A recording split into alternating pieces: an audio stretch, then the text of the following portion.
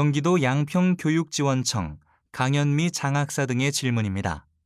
한국의 경우 현재 특수학교나 특수학급 자체에서 보조공학기기를 비치하거나 개인이 구입해서 사용하기도 하지만 대부분 시도 및 각 지역 단위 특수교육지원센터에서 다양한 보조공학기기를 비치하여 학교 현장에 대한 대여 사업을 활발하게 진행하고 있습니다. 일본의 경우는 어떻게 ICT 및 보조공학기기를 배포하고 지원하고 있는지 궁금합니다. 일본에서 장애 학생들에게 ICT 기기나 보조공학기기를 지원하는 것은 각 학교의 예산 내에서 구입하여 지원하는 것을 기본으로 합니다. 어떤 기기가 필요한지 검토하는 부서도 각 학교에 따라 다릅니다. 또한 학생 개인의 사용에 대해서는 특별지원학교에서는 취약장렵이라고 해서 특별지원학교 취약장애에 관한 법률에 기반하여 특별지원학교에 취약하는 학생의 보호자 등의 경제적인 부담을 경감하기 위해 세대 수입에 따라 취약에 필요한 경비를 보조하는 시스템이 있습니다. 고등부 학생은 취약장렵이 안에 태블릿 등의 기기 구입분이 가산되는 제도도 있습니다. 또한 강연 중에 말씀드린 것처럼 기가스쿨 구상에서는 학생 한 사람당 한 대 단말 예산뿐만 아니라 장애 학생을 위한 입출력 지원장치 정비 지원도 하고 있습니다. 이런 제도들을 통해 시각이나 청각장애, 지체장애 학생이 단말기를 사용하기 위해 필요한 입출력 지원장치 정비도 지원하고 있습니다. 대전 해광학교 박인순 교사 등의 질문입니다. 현재 코로나 장기화로 인해 특수학교의 경우는 모두 전면 등교를 하고 있는 상황입니다. 일본의 현재 상황은 어떠한지 궁금합니다. 일본에서도 기본적으로는 전면 등교를 원칙으로 하고 있고 코로나19 감염 예방을 위한 방역을 실시하여 밀집 상황을 차단한 대면 수업을 진행해 왔습니다. 하지만 여름방학이 끝난 시점이 감염 재확산 시기와 맞물려져 각 지역별로 분산 등교를 하거나 시차 등교도 실시되었습니다.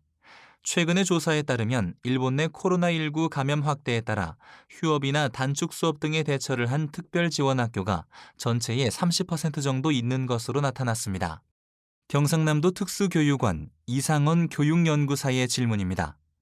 교사 연수의 경우는 한국도 코로나를 계기로 매우 많이 발전했으며 온오프라인 블렌디드 러닝을 할 수 있는 기반이 조성되었습니다.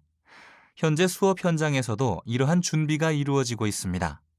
일본에서는 내일의 교실이라는 프로젝트를 통해 맞춤형 온오프라인 수업 환경이 얼마나 구축되었는지 그리고 어떻게 활용되는지 궁금합니다. 내일의 교실은 국립특별지원교육총합연구소에 있는 실습시설로 다양한 온라인 오프라인의 학습을 실험하기 위한 곳입니다. 또한 지금도 계속 정비해 나가고 있는 상황입니다. 실제 현장에서 활용하기까지는 조금 시간이 걸릴 것으로 생각됩니다. 하지만 일본에서는 휴업 기간 중에 다양한 시도들이 이루어져 왔기 때문에 기기 정비나 활용은 굉장히 진보했다고 할 수 있습니다. 물론 각 지역 및 학교에 따라 격차도 있지만 계속해서 국립특별지원교육총합연구소도 정보를 수집해 나가려고 합니다. 9.1중 이창선 교사 등의 질문입니다. 장애 학생을 위한 태블릿 단말기 활용 수업에서 특별히 사용하시는 앱이나 프로그램 중 특별히 소개해 주실 만한 것이 있는지 궁금합니다. 원고에서 제시하여 주신 학습상의 지원기기 등 교재 활용 촉진 사업이나 학습상의 지원기기 등 교재 연구 개발 지원 사업과 관련하여 설명하여 주셔도 좋을 것 같습니다.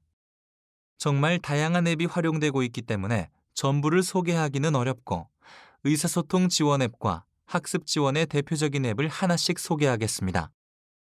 먼저 의사소통 지원 앱인 드롭톡은 말하기 의사소통이 어려운 학생을 위한 보카 앱인데요.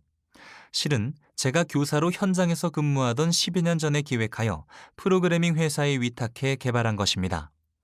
현재는 전국의 특별지원학교에서 사용되고 있습니다. 중간에 학습상 지원기기 등 교재 연구개발 지원 사업의 대상이 되어 크게 기능도 향상되었습니다. 현재는 제 손을 떠나 프로그래밍 담당 회사가 모든 책임을 가지고 개발 판매하고 있습니다. 학습 지원 앱으로는 초등학생 한자, 손가락 학습지가 있는데 일본에서는 장애 학생을 위한 전형적인 학습용 앱으로 활용되고 있습니다. 기본적인 기능은 무료이지만 다양한 기능 활용을 위해서는 구입을 해야 합니다. 이 앱은 장애 학생의 학습 이력을 남기는 것이 가능하기 때문에 유용하지요. 얼마나 실시했는지 횟수나 달성률을 바로 확인할 수 있습니다. 강서구 강영숙 교사 등의 질문입니다. 시내마현 이토초등학교 이노우의 쇼코 교사의 실천 사례처럼 코로나로 인한 온라인 수업 관련 질문을 드리고 싶습니다. 지적 제한성이 있거나 지체장애 학생처럼 혼자서 온라인 수업에 참여하기 어려운 학생들의 경우에는 학부모나 다른 성인의 도움이 필요할 수밖에 없었습니다. 일본의 사례에서는 이러한 학생들을 위해서 학교에서는 어떠한 방법을 사용하셨는지 궁금합니다. 정말 중요한 질문입니다. 학부모나 다른 어른의 성인의 도움 없이는 학습이 어려운 학생의 원격 학습을 어떻게 할까는 일본에서도 아주 큰 과제였습니다. 혼자서 일정 시간 학습하기 또는 성인의 도움을 받는다고 해도 가능한 도움이 적은 상황에서 학습하기와 같이 다양한 시도가 있었습니다. 제가 현장 선생님들께 문의하여 확인한 사례로는 다음과 같은 것이 있습니다. 첫째로, 매일의 생활 리듬이 깨지지 않도록 하기 위해 교사가 아침 조회나 종례 등 동영상을 제작하여 제공해서 선생님과 친구들의 얼굴을 보고 목소리를 들을 수 있도록 하여 즐거운 기분이 들 수 있도록 하는 것. 둘째로, 학습 프린터나 하루 스케줄표 등을 인터넷으로 배부하거나 일정 기간 단위 필요한 자료를 우편으로 보내거나 해서 학생들이 앞으로 해야 할 일을 미리 알고 학습할 수 있도록 하는 것. 셋째로, 흥미를 보이는 내용의 짧은 학습 동영상을 여러 가지 제작하여 송출하면서 학생들이 한 명이라도 일정 시간 집중해서 학습에 참여할 수 있도록 하는 것. 또한 동영상을 녹화한 DVD를 우편으로 보내는 것. 마지막으로 학부모의 도움이 필요한 학습은 무엇을 목적으로 구체적으로 어떻게 하는지 학부모가 이해하기 쉽도록 설명을 덧붙여서 제공하는 것이 있었습니다. 이것들은 아주 일부이지만 학교 간 학습 동영상을 공유하는 등 다양한 협력의 시도가 있었던 것을 확인할 수 있었습니다. 석계초 이세별 교사 등의 질문입니다. 우리나라는 특수교육 대상자의 경우 사회적 거리두기 단계와 무관하게 전면 등교하고 있습니다. 특수학급은 등교하나 통합학급은 등교를 하지 않아 일반 학교 내에서 분리교육이 실시되고 있는 실정입니다. 일본은 코로나 상황에서 통합교육을 어떻게 운영 지원하고 있는지 궁금합니다. 일본에서는 일제 휴업 이후 코로나가 장기화되면서는 기본적으로 전면 등교, 대면 수업을 해왔습니다. 다만 특별 지원 학급이라고 일반 학급과 다르지 않고 모두 동일합니다. 휴업이나 분산, 시차 등교 판단은 학교 내에서 같은 기준으로 실시하는 것이 기본이기 때문에 한국과 같이 코로나 감염 상황으로 등교 형태가 변하면서 생기는 일반 학교 내의 분리교육의 문제점은 보이지 않고 있습니다. 이화여대 특수교육과 박사과정 한선영님 등의 질문입니다. 코로나19 상황에서 통합교육을 받고 있는 특수교육대 상학생의 IEP 수립을 위해 한국에서는 관리자 부장교사, 담임교사, 특수교사, 학부모가 화상으로 회의를 하기도 합니다. 일본에서는 통합교육을 받고 있는 특수교육 대상 학생의 개별화 교육계획 수립을 위한 협의회는 어떤 방식으로 이루어지는지 궁금합니다.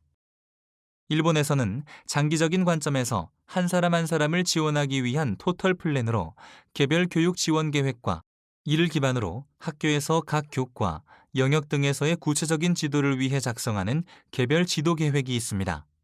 한국의 IEP는 일본의 개별 교육 지원 계획과 개별 지도 계획 모두를 포함하는 것 같은데요. 작성 순서는 학교에 따라 다르지만 대부분의 경우 담임 선생님이 수집한 정보를 기반으로 교내위원회 등에서 개별 교육 지원 계획안을 작성하고 그 내용을 관계자와 관계기관의 담당자가 참가한 지원회의에서 검토하여 최종적인 계획을 작성합니다. 우리나라에서는 코로나로 인해 이러한 지원회의를 온라인으로 진행했다는 이야기는 저는 아직 듣지 못했습니다만 온라인으로도 진행 가능할 수 있겠다는 생각이 드네요.